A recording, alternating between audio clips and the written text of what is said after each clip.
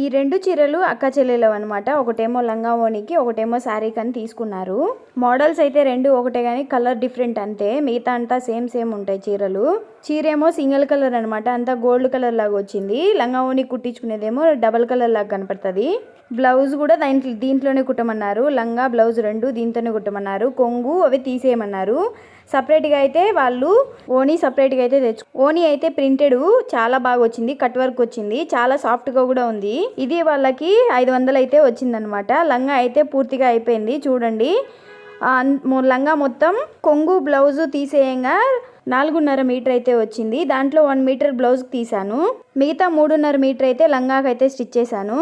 లంగా అయితే చాలా బాగా వచ్చింది. కలర్ కూడా కాంబినేషన్ చాలా బాగుంది. లంగా కటింగ్ ఇంకా స్టిచ్చింగ్ ఫుల్ వీడియో అయితే పెట్టాను, చూసేయండి. మన ఛానల్లో ఈ వీడియో అయితే మీకు నచ్చినట్టయితే ఒక లైక్ చేసి సబ్స్క్రైబ్ చేసుకోండి. మొత్తానికి ఈ లంగా ఎలా ఉందో కామెంట్